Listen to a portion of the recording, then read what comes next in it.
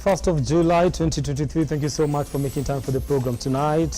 These are the top stories tonight.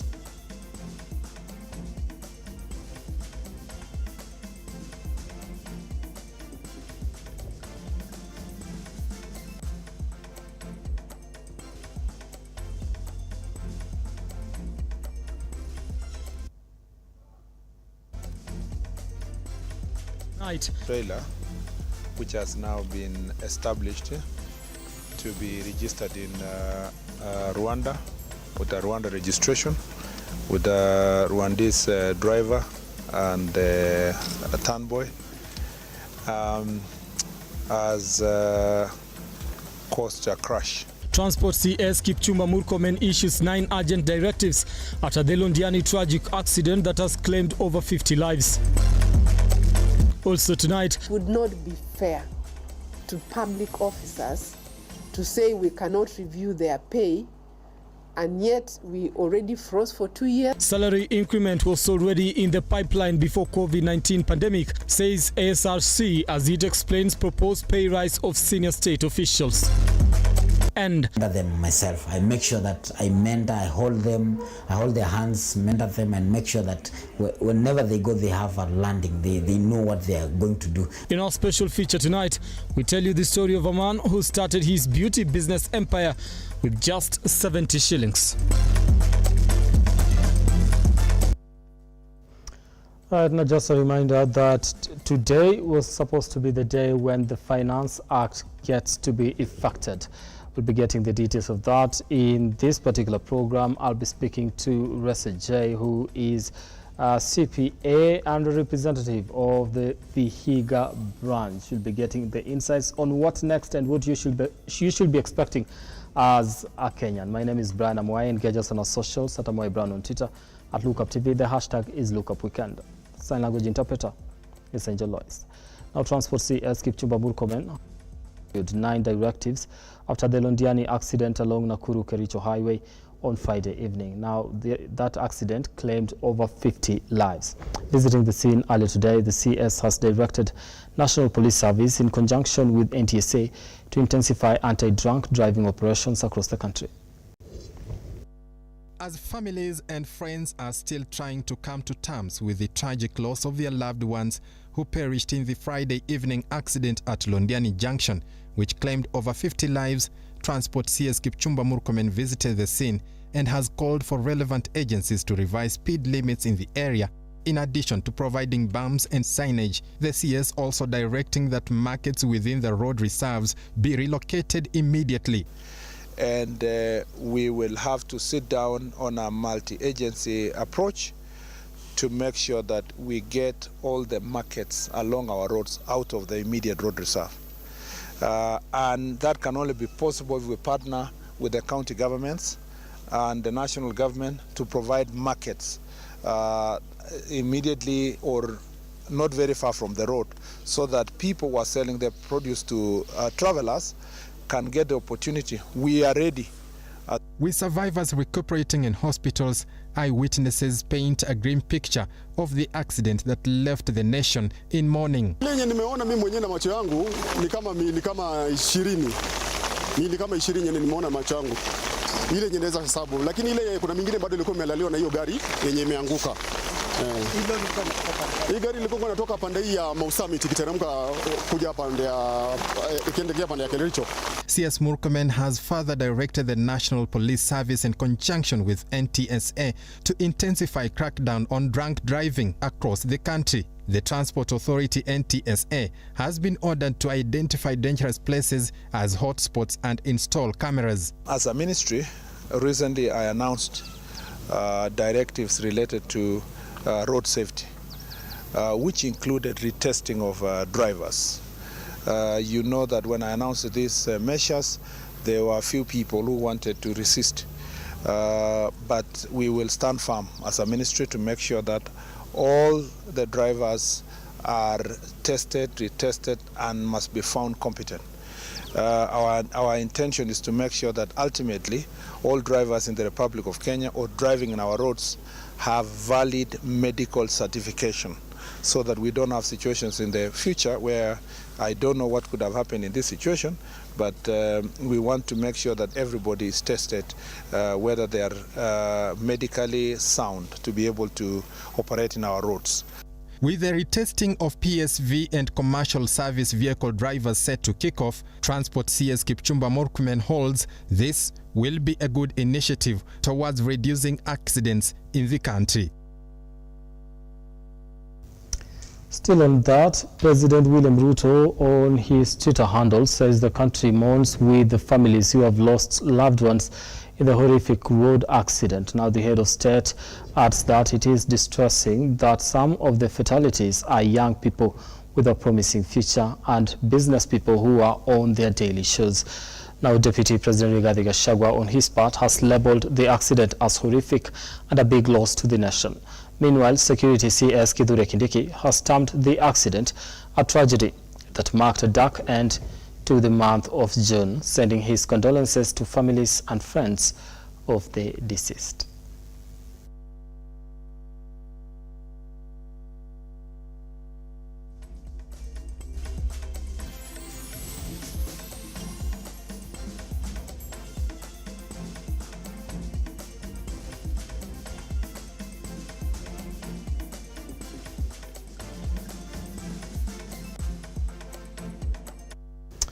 Now, in a major setback for President William Ruto's government, the courts have issued stay orders on the implementation of the Finance Act 2023.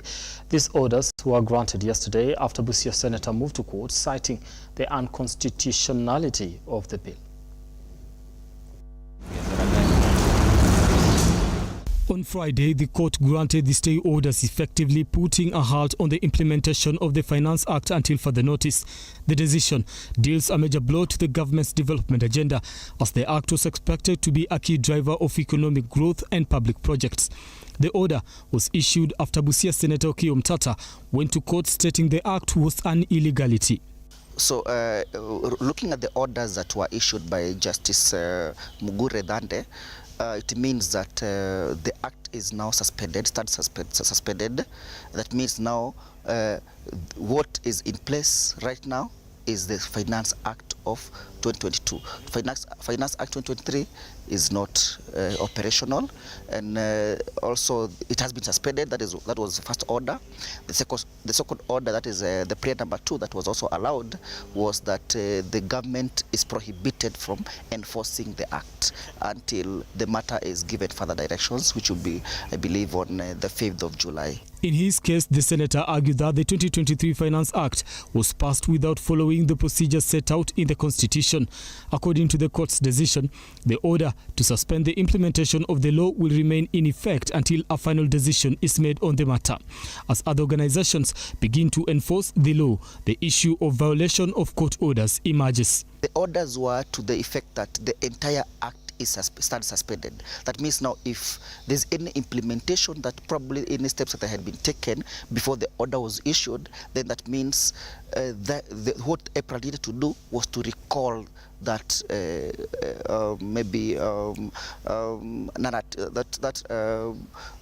proposal to enforce the act in terms of fuel levy.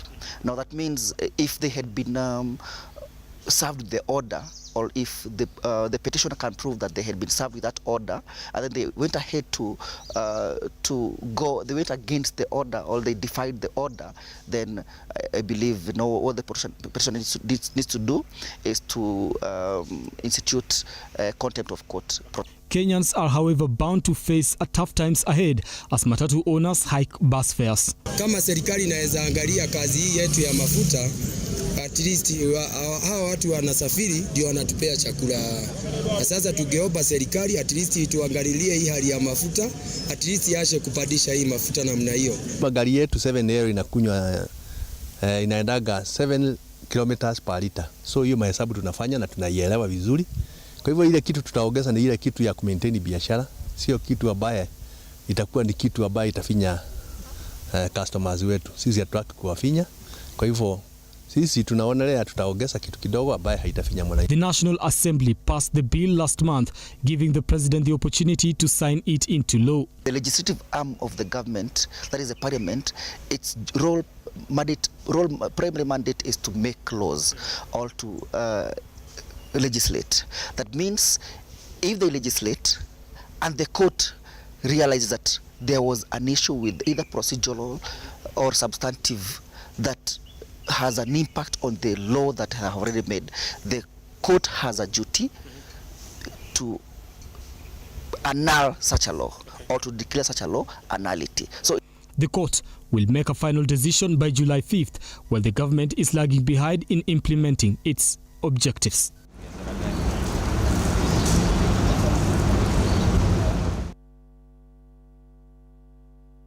All right, welcome back here on the program. We do want to make sense of this particular Finance Act 2023 and try to understand what next for Kenyans as far as this act is concerned. We do understand that it is in the corridors of justice, but if at all it is thrown out of that, what happens next? What should you expect as far as laws and matters economy are concerned here in the country? Joining me for this conversation, I have Reza James, who is a CPA and a representative from Vihiga County. Thank you so much for your time, Reza. Thank you. It's a pleasure to be here. All right, let's just get to it. With this particular act at this particular moment, what does this mean for Kenyans at large? Well, as it is, it's an hour law. So the items have been passed, or the tax laws. So we expect now things are going to rise, things are going to be tougher. As I said initially, the economy is on recession, and we need to fasten our belt and be able now to cope up with the reality. Yeah. Okay. Now, if this particular, in terms of, what should they expect in terms of, coping with this particular reality, because this happens to be their new reality? What are some of the things that we can say, by the way, when you sit down, this is how you're going to cope with this particular situation? So may I sit? Looking at the tax law itself, there are items that were passed with zero rated, including the LPG gas, which is a fairly now good thing for the common mwananchi. We see also the bit on the local manufacture of mobile phones and other items that are trying to enhance the local industry. At the same time, the government has also tried its best. They bring on forth some new tax base, including the digital traders, the cryptocurrency team, and the local artists who are doing content creation. That's something good that also is going to help us.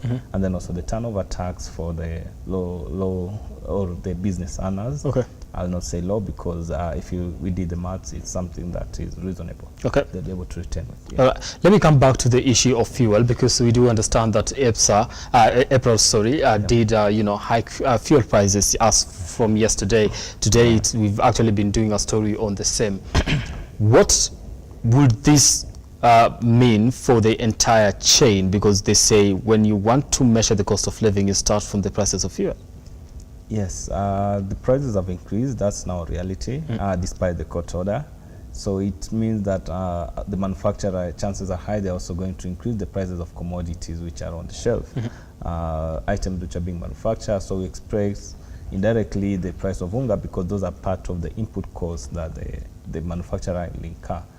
So the production cost, when it increases, automatically the same cost will be transferred to the consumer. So the price of commodities are going to increase fairly, and that's now also a big reality. Despite the challenges, the situation has not been up. I'm sure most people in terms of the businesses have been down, but we'll have to see how we're going to figure out. Okay. Yeah. Are we looking at a possibility of things being better in future with this act? The possibility, I may say, it will start with the top leadership. Should they try and reduce the corruption rate? That's also currently a big element in the country, and be able now to channel the revenue that's being generated to the right resources.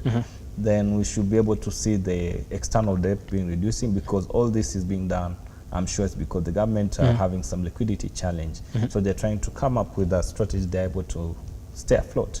Let me use that term. because the other day we saw the county government, the counties were complaining of the delay in salary, delay in transfer of cash. So the government is trying to see how they're going to survive, at the same time also not default on the loan. Okay. So should they repay the loan on time, as I think this president has been saying several times, then we can easily be able now to free up that fund and be able to now do some meaningful development. Okay. Yeah. Coming back to why all these taxes, because there was an argument to some extent that should we increase the taxes or expand the tax base? Which one did we go for on this particular one? Technically, we increased the taxes. The tax base we did increase too, but I feel there was more that should have been done. Okay. So the taxes are what have increased, and that's why, especially the employed staff or the employed citizen, they should be able to embrace the reality that their salary is going to reduce, not because your employer is going to reduce it, but because the employer is going to implement with effect from end of July. All right. Most of the tax levies that have been passed. Okay, let me come back to the issue of businesses, whether you can actually give me some insights on that particular one. What will small businesses, what effect will this have on small businesses across the country? For the businesses that's having a net turnover of 500,000 and above to 1 million, they have now a turnover tax that has been introduced. Its chances are high for those who may not be having a stable revenue income. The business may go down. We've seen, I think, also employers have downsized, because the reality also now, the employee cost is increasing from the employer perspective. You should be able, the employer now has this housing levy which he has to pay for the employee. He has now, there's NHIF that's knocking on the door. The NSSF also rate has also been affected. So the employer looks at it now also, at the same time looking at how they're going to be able to reduce those costs. At the same time, the pay has also been increased, which is also something that's also going to affect the liquidity of most of the employees. Okay, so chances are we could see companies, downsizing. Yes. I think already we've been able to see, I think, some companies have been doing that. And for those we may not be able to cope up, I think that's the new reality, which will make even things much harder. Okay, let me come back to the objective that the government wants to achieve with this. And that is to collect more taxes. Sure. With all these measures in place, is this objective likely to be achieved? If as it is, the KRA are able now to push up and implement most of the laws that have been passed, yes, they can be able to achieve in terms of the collection. But also at the same time, I'm not sure in terms of the targets where they'll be able to meet up when the company are also closing down. Because some of the people or the employer tend to look at it in terms of the costs also of operating a business in Kenya, especially for small companies where they're also having now turnover tax. So this company will tend to reduce their costs either by downsizing the employee or closing off shops and now looking at other ventures. Yeah, so that there's the two sides of the coin that may appear, especially for the small traders, if I may put it that way. Unless for the most established institution, it may be right. But again, also once also KRA collects, I think if you also not be able to seal the loophole that's as it is, that it's the country in terms of corruption, then we may not be able to achieve much in terms of the objective that the government is intending to do. Okay. Was this an overly ambitious kind of budget and targets, maybe? Yes, comparing to the patterns previously, I think the last year target was 2.83. This one they pushed to 3 trillion. Looking at also what the history and the previous scenario where we are having Corona, most business closed down, some are now also picking up. So imposing this at the same time, I think it came at the wrong time.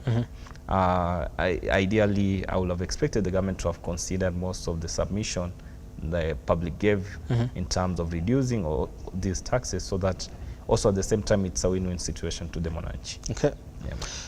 Coming back to an issue to do with now how this is going to affect, let's just go back to the common person, because that is the person that says I'm going to be affected so much more. With all this, the common person at the grassroots level that does not understand all these terms that we normally use when you're actually doing these kind of stories, Why should they care about this particular act? Starting with the fuel prices, that automatically, I think it has also been aired on the news, the prices of or the fare, the transport cost is going to increase. So that also tells us that even someone in the village, they should be able to expect that. Now, moving from one place to another, or those who are driving, the fuel cost is going to, it has increased actually, not even it is going. And also looking at the commodities, it's only just a matter of time. Then we should also be able to see either by a small margin, either 5-10 shilling. Already you see the sugar and all the stuff, commodities that are being manufactured, they're increasing. So that implies that, yes, things are going to change. Okay. For those who are, especially those who are employed and supporting their family or having an extended family, already now the money at their disposal also is going to reduce. So the same thing in HIF now is increasing the rate. So taking care of also your elderly parents or siblings, it's also another thing that's also now going to change. Okay, let me come back to one more issue, and this has to do with there's normally this promise that things have to get worse before they get better. But when the prices of basic commodities do rise, rarely do we see them come down. Right now we have the prices of fuel rising with more than 10 shillings depending on which one. The region. We can't get to reduce that size with that same amount. Are we likely to see that in future, or that's just hot air? Let's say if the situation stabilizes, of which I know it's something that may take time.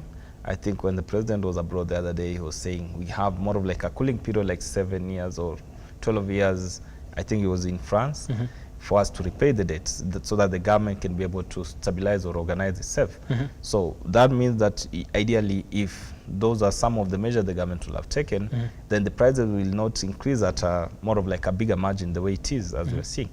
But now looking at the current state, which I think the margin is very small for the prices to go down, because the challenges that the government is also facing in terms of their liquidity and also the corruption of the funds that are needed to run the activities are so high. So first, you have to tell me, I will say the government need to reduce the expenditure, especially the top team, which I commend the president the other day. They refused this. All right. That's debatable, because the story I'm going to do next actually is, as he says, it's been already in the pipeline, something like that. Let me finalize on this one. When it comes to matters debt, because we do understand that there's a proposal we should borrow more internally than externally. What effect will that have on the economy itself and just the common people who do business in the country, who depend on local banks to actually get to borrow? Well, the reality is, as it is, the CBK has increased its lending rate. And if the government also is going to borrow locally, then it means the money that will be disposed for common wananchi, which are available for loans, may not be available, or if they'll be available, then it will be at a higher rate. Because what the banks tend to do, they look at the risk rate. The risk of the government defaulting despite the period that they will take is very minimal. In fact, when you calculate in finance, we say it's zero. But the risk that the bank will lend to, especially self-employed or individual employees, they tend to look at it's high, because you can also be terminated from employment. So most institutions are going to focus on giving the government more of the funds, and the ones that will be available for public use or borrowing will be lower, and also the costs are going to be increased. So chances are that a lot of people might not get these particular loans that they will be eyeing. Yes, and also there may be default for those who are we expect the default rate to increase. One final question. You mentioned something important, and that is has to do with the increase in when it comes to lending rate, with the CBK actually increasing that. What effect would that have generally for that? Why should people care about it? The fact that now if the loans are becoming more expensive, that means that people may not be able to do much in terms of their development. Ideally, the logic behind is, like in circles, they lend so that you may be able to develop yourself, do some progress. So you may turn up to see now most of the project now are stalling. that's the most reality. All right. Or investments are going to reduce. Okay. Yeah. Right. We really hope for something better in the coming days. Thank you so much, Mr. J, as CPA, and works you part of ISPAC, right? Yeah, ISPAC Viga representative. ISPAC Viga representative. Thank you so much for making time for this conversation here and trying to help us make sense of the Finance Act 2023 and everything that is within that and what Kenyans should actually expect as far as this act is concerned. If at all we go to court and the court says now go ahead and implement it, what is it that you should expect moving forward, right? That has been Resa J. We want to take a short break. When we come back, we'll be coming back with more stories, including this particular story of SRC defending salary increments amid controversy. Don't go too far. Continue engaging us on our socials at Amoy Brian on Twitter, at Lookuptv. The hashtag is Lookupweekend. We are also live on Facebook and on YouTube. So tell us exactly where you are watching us from and what you think about this conversation that we had and what you're looking forward to, and also what you have to say about the stories that we are airing tonight. Don't go too far. We'll be back in a moment.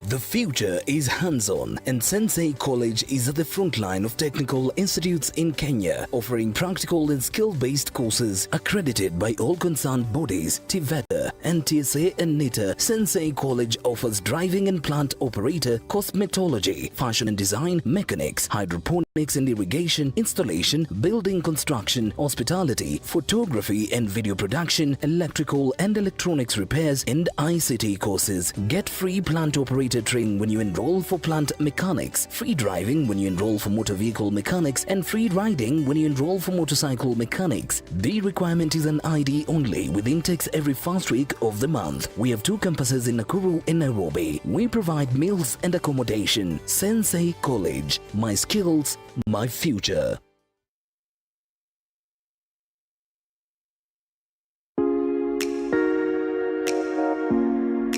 Kipindi ni ukulima ni mali na manjoro. Every Sunday, saa 10.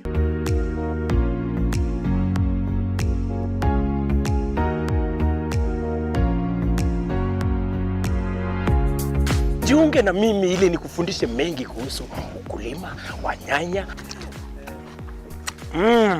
wa mboga, kuweka ng'ombe, kila kitu ambayo inahusikana na ukulima, ili ujifundishe mengi, uweze kujua ukulima pia ni mali. Kumbuka kipindi ni nini? Kipindi ni ukulima ni mali na manjoro, upate hela.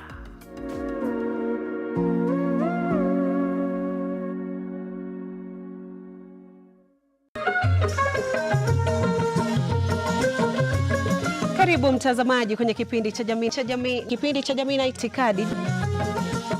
Kaini kitako tuna mengi. Mapenzi yanapoanza watu huitana bebi na majina mengine matamu, lakini baadaye penzi linapogeuka na kuwa shubiri, mtu anafikia kwenda kumtafuta mke mwingine. Itakuwaje? Yule wa kwake nyumbani labda hajamridhisha. Ni sawa ama vipi Maliki? Dadangu, wanaume ni kama maembe. Huyu mwanamume atakuja abadiliki. Mwanaume mwenye wanawake wengi hata katika uchumba, kwenye ndoa ataendelea.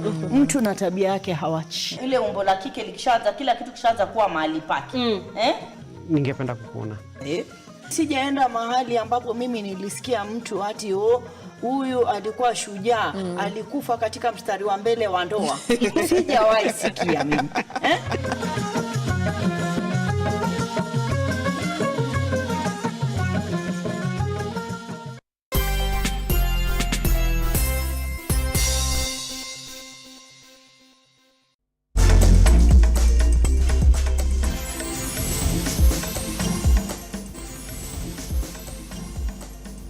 Thank you so much for staying with us here on Lookuptv. Let's continue with the program tonight. Now, the Salaries and Remuneration Commission, SRC, has explained why it proposed to increase salaries for senior civil servants.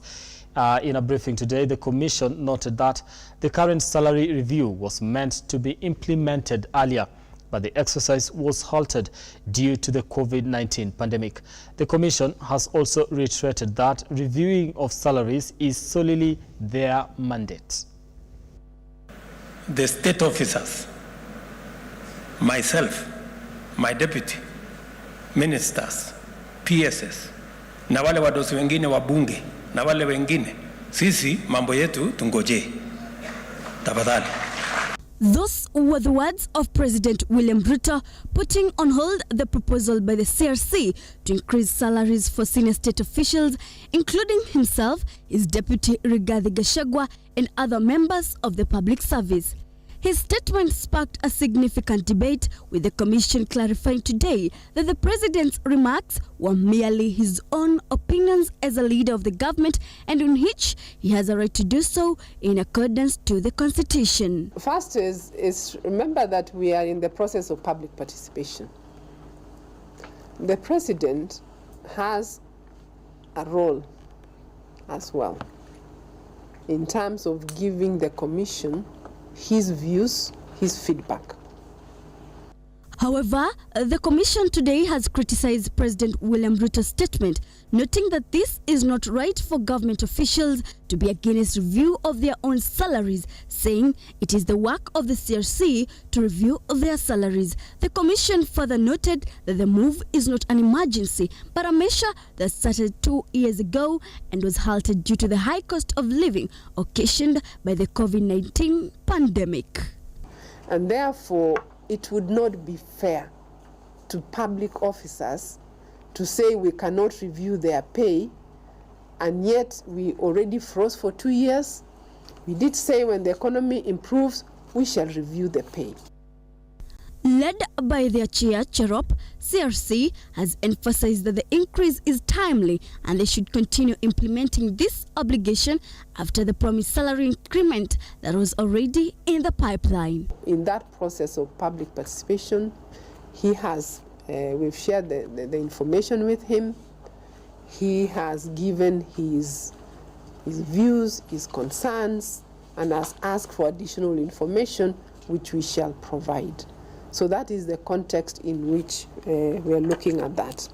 Now the Commission has made it clear that President Ruto's statement will remain as opinion of one of the senior government officials, and the Commission will continue its responsibility, which is to review salaries based on roles and not individuals. So yes, we will receive all the views. We will consider them in the context of the 5 principles of pay determination, and based on that, we then take a final decision on where the pay will be. With the CRC mandated to independently review salaries of government officials and public service servants, will it stop and take directives from the President? So can an individual say, I don't want to take a pay? Now remember, we must also separate a role and a specific state officer. So we set pay for a job. We don't set pay for an individual. But an individual may say, yes, this is the pay you have set for this job, but I don't want to take that pay. That is fine. But that does not change the pay for the role. Because remember, we are talking about roles, not individuals. Weri Mukimani, Lookuptv. Now, the government is keen on strengthening cooperative societies to stimulate growth. Speaking at the Cooperative Day celebrations held at KICC in Nairobi, President William Ruto said the movement will help bring Kenyans together, allowing them to benefit from the economies of scale.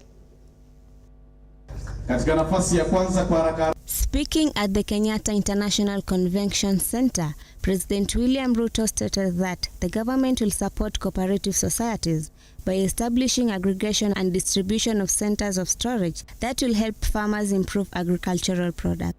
Tungependa ile soko tunajenga katika kila constituency ama sub county.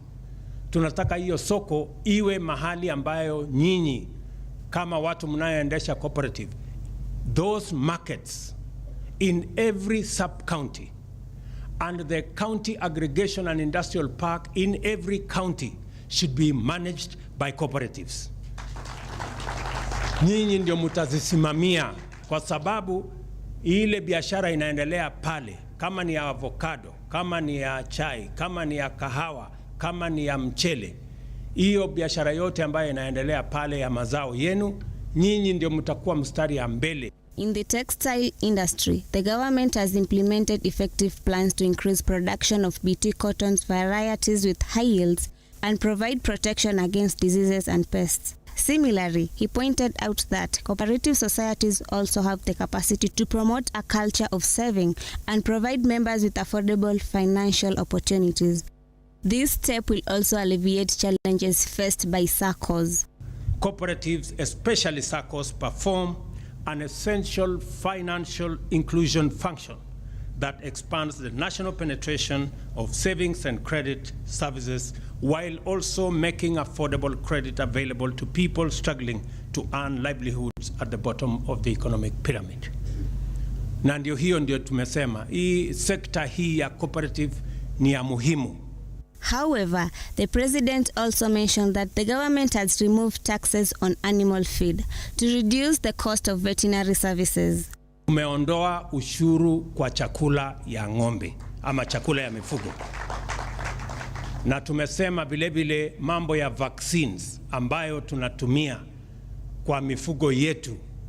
Tumeweka ama tumeondoa ama tumeweka incentive ya wale ambao wanataka kutengeneza vaccines ambazo tutatumia, madawa ambayo tutatumia kwa mifugo yetu. Pia tumeondoa ushuru katika hii budget, ndio bei ya madawa ya mifugo yetu ikuje chini, na vile vile tuhakikisha kwamba gharama ya chakula ambayo inachangia sehemu kubwa ya matatizo yetu katika sekta ya kuzalisha mifugo yetu. Lydia Mweri, Lookuptv. Now, tension has filled Mudhera farm in Nakuru after a meeting that was meant to settle ownership wrangles was stopped by police officers. Farmers who claim to be landowners have accused rogue individuals of trying to steal their land. Francis Mwangi, one of the elected managers of the Mudhera farm, says the farm hosts more than 1,500 farmers who carry out various farming activities for the economic growth in the area. According to him, the farm, which belonged to the late Minister Mbiu Koinange, has been well subdivided for the beneficiaries who are farmers in the area. Shughuli ya shamba hili ni ukulima ambalo lina host wakulima zaidi ya 1500 na shamba lenyewe limegawanywa katika sehemu kulingana na beneficiaries, lakini kubwa zaidi ni kwamba limeweza kuingiliwa na kuvamiwa kutoka kona fulani na ambazo watu wanadai kuwa wanalimiliki, na ndio tulikuwa na kikao hicho cha security ambacho kinajulikana na serikali kwa ajili ya kuweza kuzungumza na kujua ni nini kitakachoendelea. However, some people have invaded the farm claiming to be the owners. Yesterday, a planned security meeting meant to iron out issues concerning the management of the farm failed to take place after police from Mau Narok police station barricaded the main entrance to the farm. Kwa upande wetu hapa, ile kazi inaendelea kwa upande wa hii shamba. Sisi tulikuwa wafanyakazi hapa mbeleni, na tulikuwa tumekujia maneno ya wakati sasa mambo yamebadilika ya kwamba watu tuingie. Tumejaribu kuingia lakini hatungeweza kupata nafasi. Wale watu wamekuja wakasuia watu kuingia huko kwenda kuingia ndani. The managers are now calling on the government to step in and ensure the security is enhanced for the local farmers who should be undertaking their activities on the farm, arguing that the tussle of Mudhera farm ownership has continued to render many jobless. Tunalilia serikali kwamba ipate kuchukua usukani na iweze kutupatia usalama mahali hapa. Hakika kuna kesi imepelekwa kotini, na ni ya kwamba familia imepeleka kesi kotini kushtaki wale ambao ni wavamizi. Achima Tumona, Lookuptv. Now, with just 70 shillings, John Mwangi started his beauty business, and nearly 2 decades down the road, he cuts big checks at Mwangi's Beauty Parlor in Eldoret, a business which now has over 100 employees and a cosmetology and design school.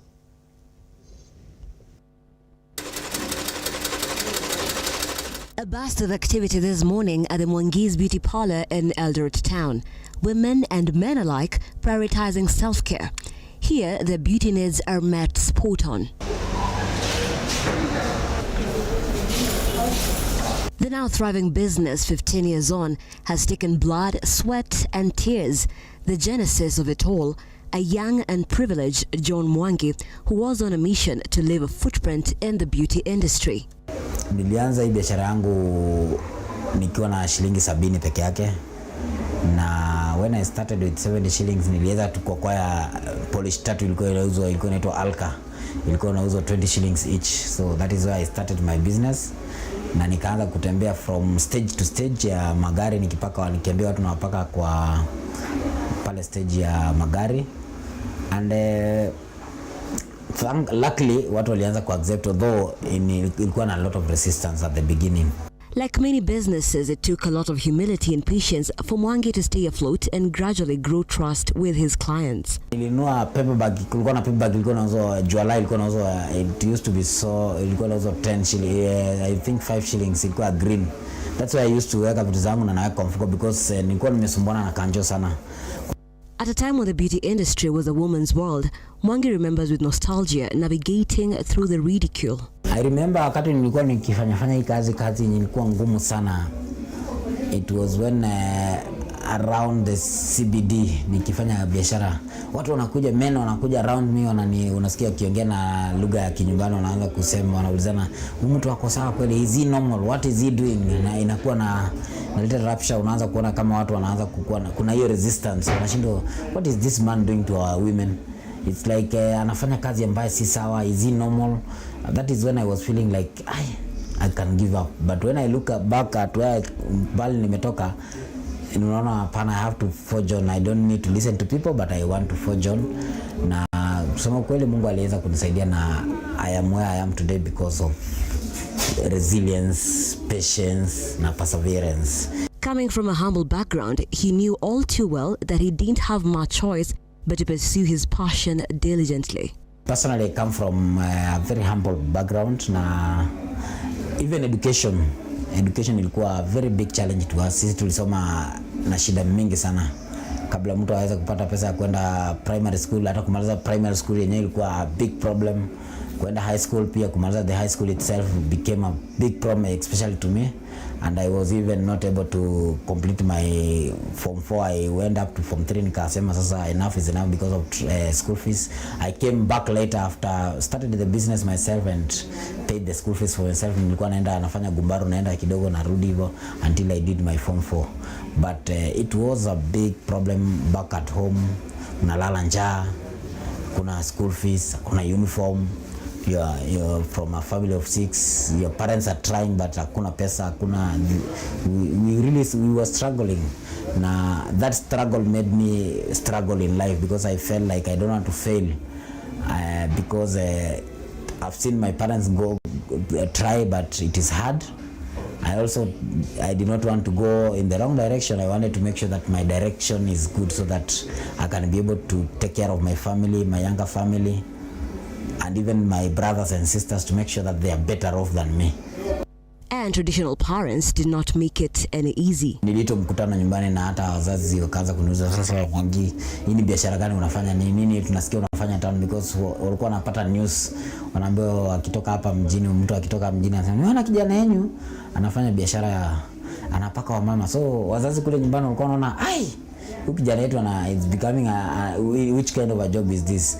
Lakini eventually I had to prove to them, na luckily they also supported me, wakanielewa, na they so there is something coming out of this, let's support him. They really supported me at first, and even today they still support me to where I am.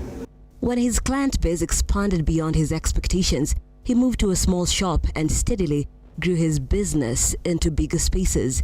The story is different now. He has employed very many young people who he endeavors to empower. Kwa kampuni yangu niko na employees over 100, and I've trained over 1 million. If it is less, it is maybe 500,000 who have trained. They've started their own businesses. They are doing very well. They are thriving in their own businesses. So by just doing that, I think I've offered a solution to this country. I've offered a solution to most of the younger people. I've offered a solution to the society itself around, because even the people around the society are working with me. After years of Mwangi's beauty parlor enjoying massive success in Eldoret and its environs, Mwangi saw a knowledge gap in the market and decided to fill it. Nilianza shule like 4 years ago ya training these young people, because one thing I realized there was a gap in the industry ya kutrain employees. When you want to employ someone, mtu anakuja akiwa green, you start now training on the job. So I felt like and you know, as me as an individual, I cannot reach everywhere. I can only reach the few people I can reach, but nilipoanza shule nimeona you get people from fast, from Nairobi, Marakwet, wapi. They're coming to my school, they impact them with the knowledge. We have impacted them with the knowledge, and then after impacting them, you make sure that they can even go to their owners uko kule mashinani and start something. The school now branching out to offer more skills beyond beauty. Training, I train on beauty, train on hairdressing, garment making. I'm training even in fashion design, and we are looking forward to make sure that the school grows into a bigger, so that we are able to train people on these jobs that are manual jobs, and train people that we want to change the mentality of the society, that you can do anything and get something out of it. At a time when the competency-based curriculum CBC is being advanced to secondary, Mwangi loves the government for putting emphasis on skills and talents. CBC is really trying. I think it is, if they do it right, it will be able to address this challenge of watu kukosa kazi na pia kuimpress kazi ya mkono, because unajua long time ago kazi ya mikono ilikuwa haipendi. Wanasema you have to be a professor, so you are successful when you are a professor, and when you are doing your work na mikono, you are not successful. Mentorship is the name of the game, says Mwangi, as he has embraced guidance as a way of life. I don't just give them the education. I give them the education and mentorship, because I'm in the industry, I've been there, and I try to give them mentorship and also try to show them why they should start doing the work by themselves. They should work by using their own hands, and they can go places. After all is said and done, the veteran beautician fully agrees that the client is king. One of the things that makes me happy really, it is when I see my customer client smile, and this customer smiles because the services she's received in this company, or the men who have been shaved, or whatever the services they've received at Mwangi's beauty parlor, is that one, they are happy. When they are paying, they are happy, and another thing is that what is making them happy is this person who have mentored. That makes me more happy. This person who have trained from college, nimekuja hapa nimempea kazi anafanya, and is making my customers feel satisfied, feel happy. That is my happiness. Basically, it's not even what I get out of it, but the happiness is when I see this person who have mentored is even doing better than me. Resilience, patience, and perseverance are his guiding principles as he sets on to revolutionize the beauty industry. Nancy Nalima, Lookuptv.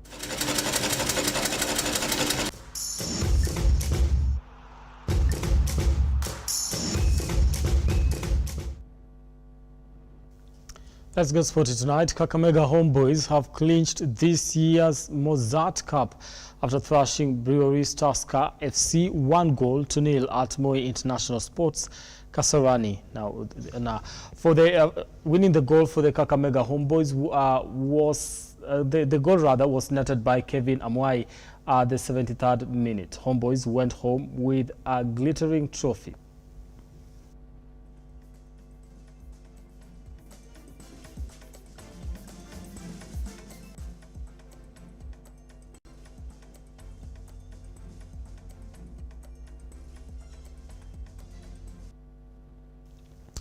Now, KCB RFC recorded 3 straight wins to secure a quarter-final slot in the opening leg of the National 7th Circuit at the Jomo Kenyatta International Stadium, Kisumu County. Now, the Bankers thrashed Mombasa RFC 36-0 in the morning fixture before defeating varsity side Masinde Muliro 27-7 in a tightly contested afternoon encounter.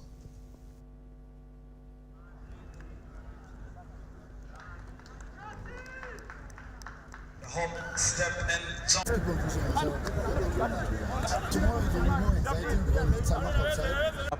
Towards the National 7 Circuit, and having 3 out of 3 on day one, it's quite a good chance because we have ticked all our boxes. Because we're meeting the second placed from the other pool, and the boys, we just hope that we do our best as we have done today, and hopefully tomorrow we end up.